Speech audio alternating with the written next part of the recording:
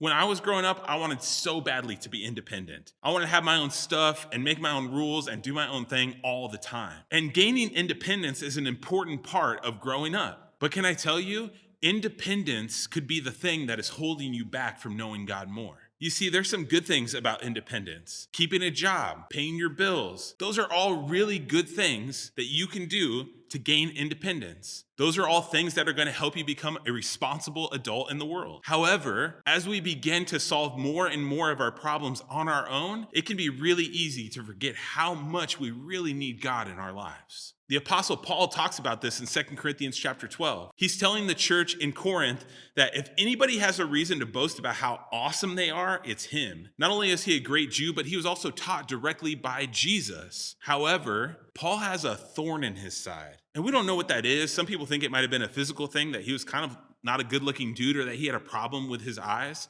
But the point that Paul makes in discussing the thorn in his side is that he had something that was holding him back. And we all have some kind of thorn in our side, a circumstance that is difficult, a person or a relationship that we struggle with, our own sin that we try to put away but keeps creeping back into our lives. And Paul continues to talk about this thorn by saying that he asked for it to be taken away 3 times, but all 3 times the answer was no. And Jesus told Paul in response, "My grace is sufficient for you." Jesus says that his loving kindness, his grace is strong enough for your life. And Jesus says that his power is made perfect in our weakness. And I don't know about you, but that's a hard thing for me to hear, that there might be difficulties in my life that come up over and over again, and that Jesus is not taking those things away. It seems sometimes like it would be so much easier if Jesus would just solve all our problems. But Paul, rather than getting mad or frustrated by this, recognizes the truth that Jesus is teaching him. Paul embraces his weakness because it is an opportunity for him to depend on God. Paul was a powerful man, but he learned to appreciate the weaknesses of his life,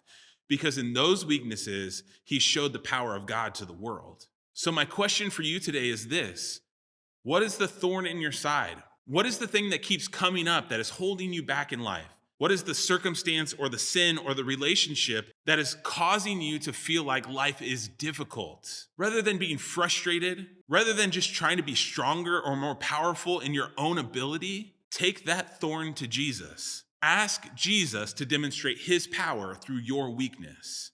Become more dependent on God so that as you go out into the world, you can show everyone just how powerful God really is.